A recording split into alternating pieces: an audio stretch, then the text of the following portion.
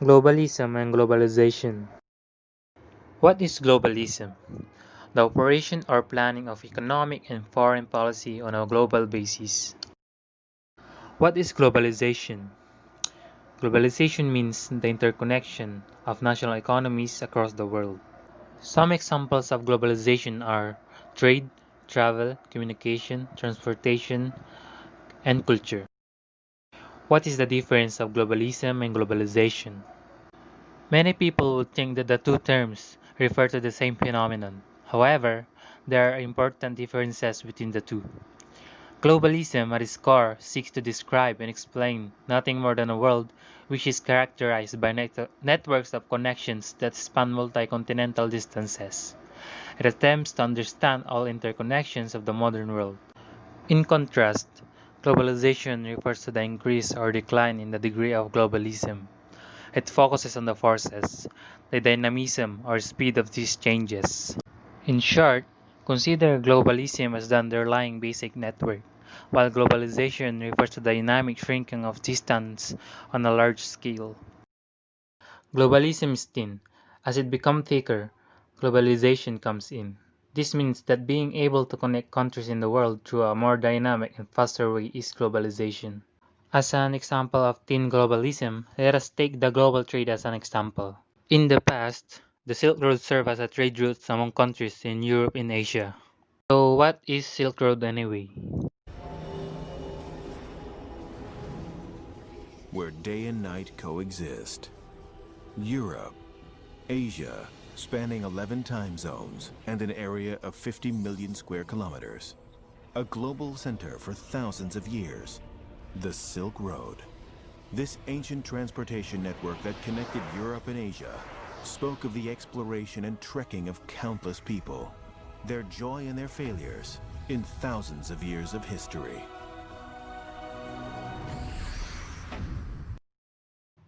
Aside from the trade of silk between continents, other products, even the illegal ones, were exchanged among the traders and consumers. In addition, cultural interactions among people were made through the trades. However, they were more felt by a relatively small group of people, most especially those who are actually on the road and did the trades. The connections were not intense nor thick. In contrast to the contemporary world, globalism becomes increasingly thick. This is where globalization comes in. If we look at global trade today, it has reached a great number of people around the world. For example, the selling of products are not solely done through physical transactions, but can be done online as well. This allows one who has access to the computers and the World Wide Web to be connected with millions of people around the world. Aside from the number of people, the speed was also affected by transition from thin globalism to thick globalization. In the past, if you are a European trader taking the Silk Road going to China, it would take days or weeks to sell your products. But today, it would only take a few seconds or minutes to sell, buy, and exchange products and services with other people even they are thousands miles away from you. A concrete example of this is the change in the price of oil, which can happen overnight depending on its price in the world market. There are four distinct dimensions of globalism. These are economic globalism, environmental globalism, military globalism, and social and cultural globalism. Economic globalism involves long-distance flows of goods, services, and capital, and the information and perception that accompany market exchange. These flows in turn organize other processes linked to them. Example of economic globalism is international trade. This is when countries come together and supply each other with things that they do not have available in their country. Environmental globalism refers to the long-distance transport of materials in the atmosphere or oceans, or of biological substances such as pathogens or genetic that affects human life and well-being. Examples of environmental globalization include the accelerating depletion of the stratospheric ozone layer as a result of ozone-depleting chemicals, Military globalism refers to a long-distance networks in which force and the threat of promise of force are deployed. A well-known example of military globalism is the balance terror between the United States and the Soviet Union during the Cold War, a strategic interdependence that was acute and well recognized. Military globalization is the process of the development of military relations in the world systems. Social and cultural globalism. It involves movements of ideas, information, images, and of people who of course carry ideas and information with them. In the current era, social and cultural globalization is driven by the internet, which reduces costs and globalized communications, making the flow of ideas increasingly independent of other forms of globalization. With the advent of modern mass communications, computers and social networking sites, it seems that the connections made through the exchange of information create a new kind of network in this contemporary world. Okay, next topic is informationalism. Before I delve deeper on its counterparts, let us define first informationalism.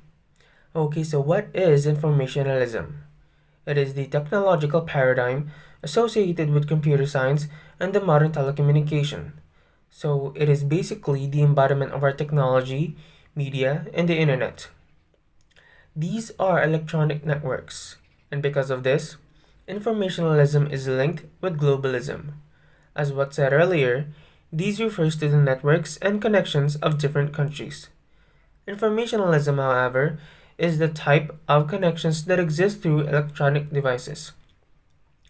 As what Castell said, networks constitute the fundamental pattern of life of all kinds of life. These implies the importance of each networks that exist around us. The world is connected from past until now, so whether it's a small or large connection, it still serves its functionality. With the growing status of our technology, informationalism begins to exist and increase in the contemporary world. These results to the increasing relevance of information sharing among the people from different parts of the globe about different things. The information that is being transferred serves as a current binding force among the people, things, and parts of the globe because the information allows them to interact, exchange, and establish connections. These modernized connections are the reason why informationalism is replacing industrialism. So why is informationalism replacing industrialism? Well, not necessarily na papalitan ng informationalism yung industrialism, kasama na yung mga manufactured foods, clothes, and other factory-produced goods. It's just that immaterial goods like exchange information is being centralized or mas naging relevant siya nowadays. Especially that we live in the contemporary world where the technology is becoming the trend. Well, bakit nga ba mas nagiging relevant ang informationalism? This is because of the three most cutting-edge aspects of social world and globalization, as what had been said by Ritzer. So, ano nga ba itong mga three most cutting-edge aspects? Actually, nabanggit ko na ito kanina. So, these three aspects are technology, media, and the internet. Okay, bakit nga ba naging revolutionary ang mga ito? Well, technology with its machineries and equipments made by applying scientific knowledge, media being the main source of mass communication, and of course the internet being one of the most valuable products of today's generation. It produces and provides the majority of information as we know it. These three aspects plays major roles kung bakit umaangat ang informationalism sa panahon ngayon. Okay, let's look back on history when on the year 1927, the expansion of air freight greatly hastened the transport of goods all around the world. Air freight, ito yung type of delivery na kung saan dinideliver ang mga goods through aircrafts and airplanes. Then on 1956, the first container ship called the IdealX was created and had owned by an American businessman named Malcolm McLean. So this is how some foreign delivery processes originated. I'm now going to discuss some sectors where informationalism had majorly contributed, and these are delivery, health, astronomy, and geographical navigation. Okay, moving forward to 1970s, it is when the information age started, particularly in 1971. Federal Express, or what we call today as FedEx, became a notable example of technological advancement in terms of shipping goods. It was founded by the now CEO, Mr. Frederick Smith, and with his success, his shipping franchise expanded all throughout the globe. We have a FedEx quarters here in Pangasinan actually, and that is on the Gupan and on Manawag.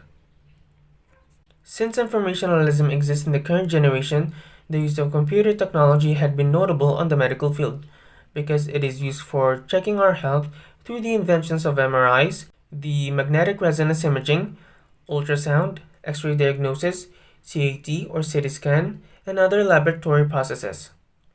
Imagine nyo na lang kung hindi pa advance ang technology ngayon. We might be suffering on establishing research at siguradong mahihirapan tayo sa paghahanap ng mga lunas or cures for diseases, and syempre, madaming buhay ang maaaring manganib. With our technological advancements today, it is no doubt that space-based technologies were also made possible. The computers were used in examining different extraterrestrial bodies and how would the human body function on a different planet like Mars. Speaking of, with the help of technology, NASA is set to travel on Mars on the year 2030. So, sana naman magamit na yung mga tickets nyo papuntang Mars. Just kidding. Geographical navigation was also possible thanks to the rise of technology. The invention of satellites became vital on various purposes. It serves purpose on the military as surveillance to keep enemies at range. It is also used for the GPS or the Global Positioning Systems and the GNS, which is the Global Navigation Systems. Ginagamit ang mga ito para malaman ang current location mo or kung saang lupalop ka man napadpad. And also to easily determine where a place is and where to go to be there. Dito na-apply yung mga directions na sinasabi ng, for example, Google Maps if ever na mag-travel kayo. Yung satellite ang dahilan kung bakit alam ng device nyo yung sasabihin niya if ever na kakaliwa man, kakanan, or mag-U-turn. According to Marshall McLuhan and Quentin Fiore, in the new media age, the importance lies in the medium, the way in which the message is transmitted, not necessarily in the content presented through the medium.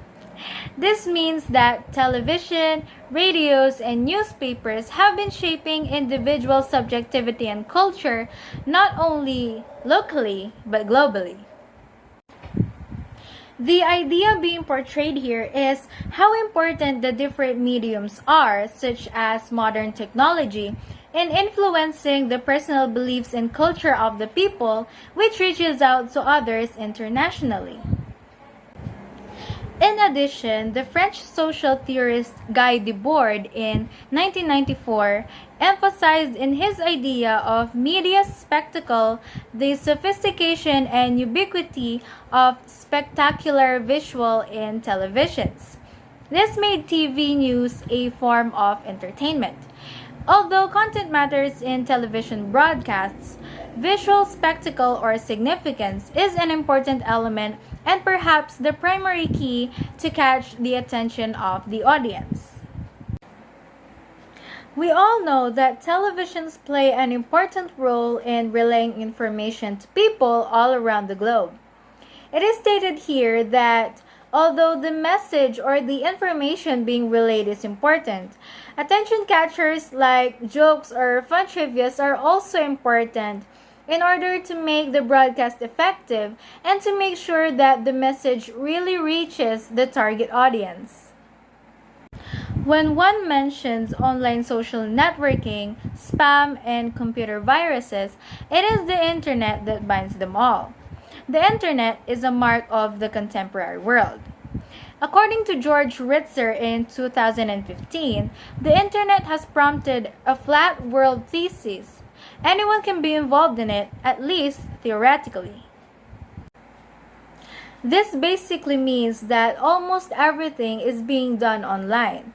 And since the use of the internet is very common nowadays, anyone can be involved in online agendas such as social networking, computer viruses, or even scams. Having a computer today in our homes, our schools, our workplaces, and accessing the internet through our personal cell phones allow us to be connected with the rest of the world. We can gain information by accessing different websites such as Facebook and Wikipedia through the internet. In the same manner, the information about ourselves that we share is also exposed. Because of the exposure being done online, especially in our social media accounts, the information that we input and share about ourselves can also be seen by other people, which a lot aren't really aware of. These people are most likely prone to identity theft, scams, and other cybercrimes. In order to control internet access and use, there are some mechanisms such as personal passwords, or in the case of the Chinese government, the Great Firewall. The Great Firewall is a national effort to protect Chinese corporates and state secrets and infrastructure from cyber attacks.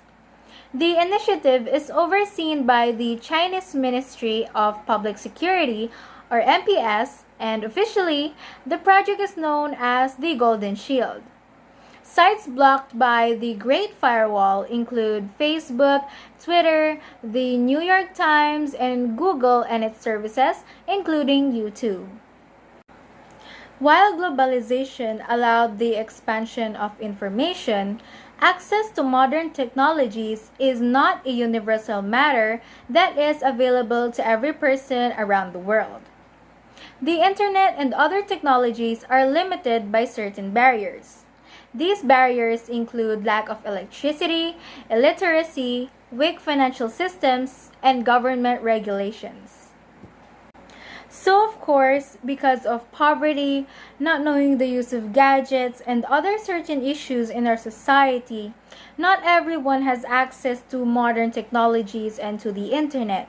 So, they sometimes rely on newspapers or information from other people in order to grasp new information happening around them. Global citizenship is the idea that one's identity transcends geography or political borders and that responsibilities or rights are derived from membership in a broader class. A global citizen is someone who is aware of and understands the wider world and their place in it. They take an active role in their community and work with others to make our planet more peaceful, sustainable, and fairer. Because it nurtures personal respect and respect for others wherever they live.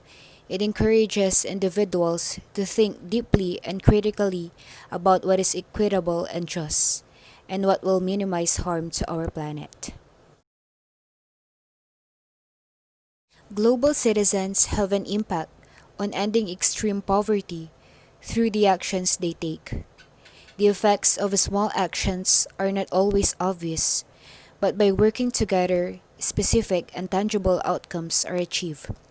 Global citizens' voices influence world leaders and decision makers and contribute to shaping our world. Being a citizen of a certain country is correlated with rights and responsibilities. To make it more comprehensible, an example of this is the right to vote and the obligation to pay taxes. It is clear that our rights has always something to do with our obligations.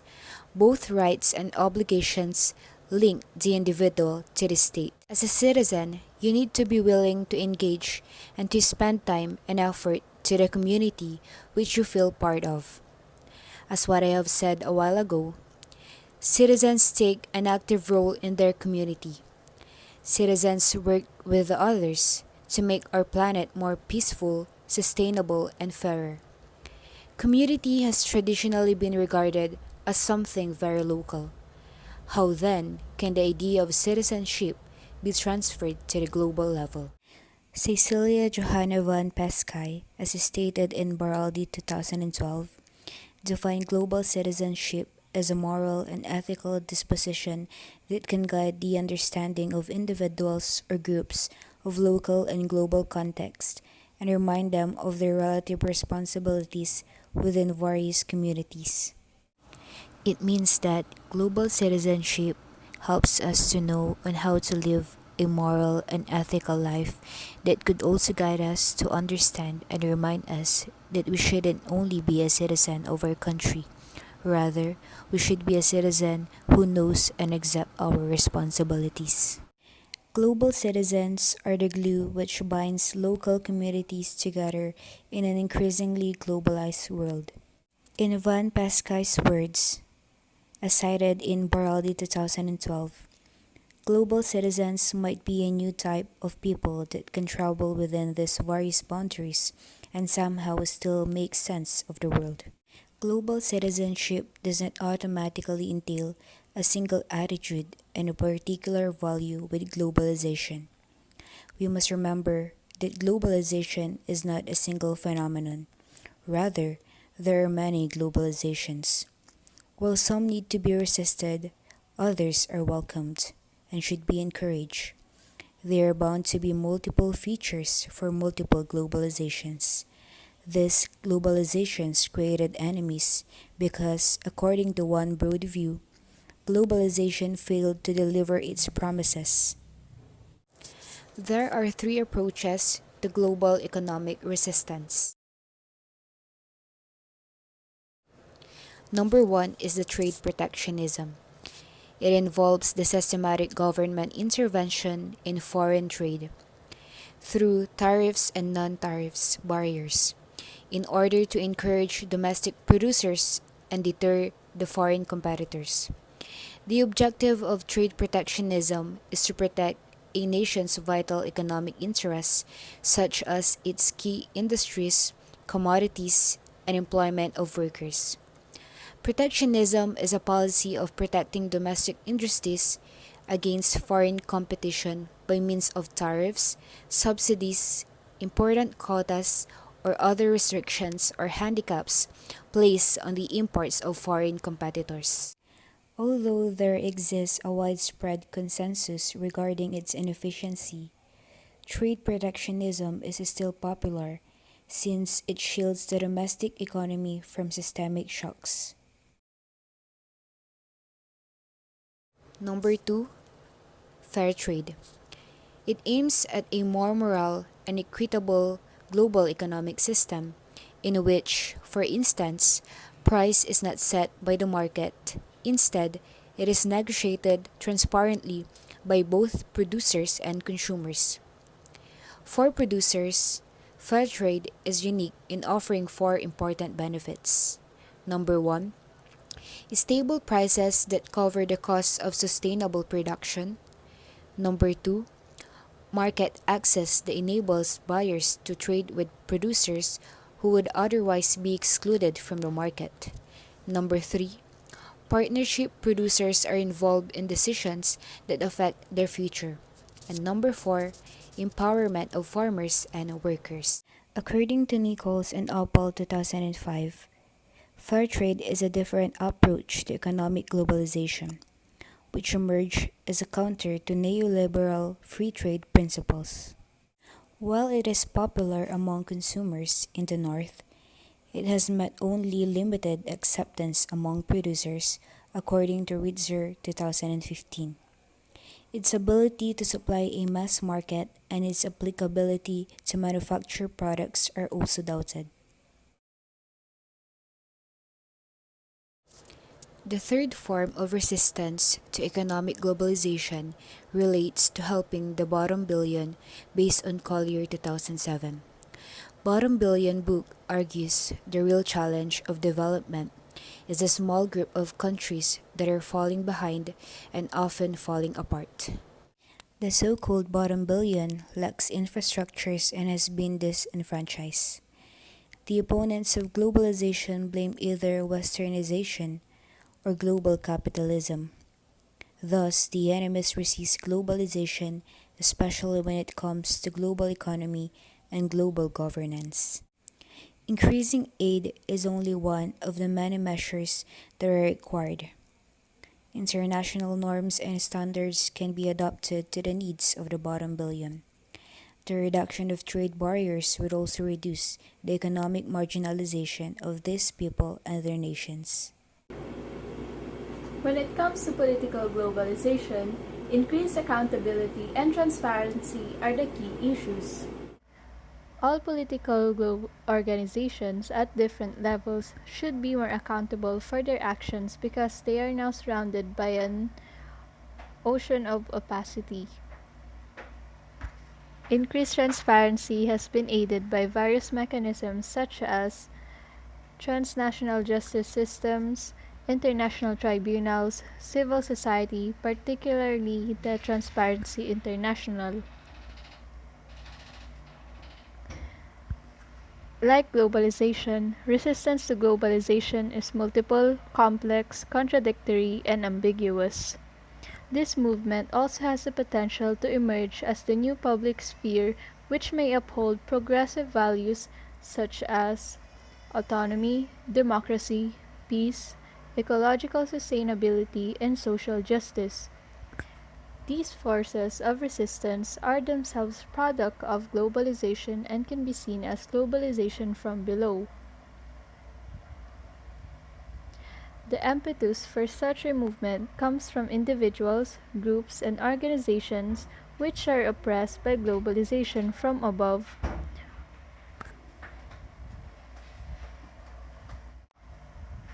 They seek a more democratic process of globalization. However, globalization from below also involves less visible, more right-wing elements such as the American First Party and the Taliban. The World Social Forum, or WSF, is centered on addressing the lack of democracy in economic and political affairs. However, the diversity of elements involved in WSF hinders the development of concrete political proposals. A significant influence of WSF has been that of cyberactivism, which is based on the cultural logic of networking and virtual movements such as Global Warren. This cyberpublic was formed as a protest against the violence, discrimination, and hatred experienced by Chinese residents in Indonesia after the 1997 Asian financial crisis. In 1998, worldwide rallies condemning the violence were made possible through the Global Warren, which according to Ritzer became an interesting global watchdog for Chinese interests. Since there is no single globalization, the future is also multidimensional. Some foresee the continuing expansion of globalization both in general as well as more specific globalization. Others have a far more pessimistic vision of Mad Max scenarios that could end in current era of globalization. In any case, given that there is no world government, the idea of global citizenship demands the creation of rights and obligations. Moreover, fulfilling the promises of globalization and the solution to the problem of the contemporary world does not lie on a single entity or individual, but on citizens, the community, and the different organizations in the societies. The dynamics of globalization demands the efforts of the whole array of intergovernmental organizations such as the United Nations and the World Bank, international NGOs like Greenpeace and Amnesty International, and the citizens' initiatives and community action groups that reach above the nation-state level like the World Social Forum and Occupy movement. Ultimately, reforms in global governance are required to allow world citizens to take more a part directly in all aspects of human life at the global level. There are three approaches to global economic resistance. Trade protection involves a systematic government intervention in foreign trades through tariffs and non-tariff barriers in order to encourage domestic producers and deter their foreign competitors. Although there exists a widespread consensus regarding its inefficiency, trade protection is still popular since it shields domestic economy from systematic shocks. Fair trade is a different approach to economic globalization, which emerged as a counter to neoliberal free trade principles.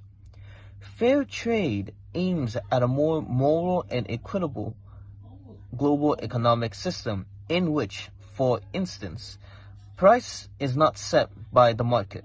Instead, it is negotiated transparently by both producers and consumers. While it is popular among consumers in the North, it has only met limited acceptance among producers. Its ability to supply a mass market and its applicability to manufacture products are also doubled. The third form of resistance to economic globalization relates to helping the bottom barrel, based on color. Increasing aid is one of the many resources that are required. International norms and standards can be adapted to the needs for the bottom billion. The reduction of trade barriers will also reduce the economic marginalization of these people and their nations.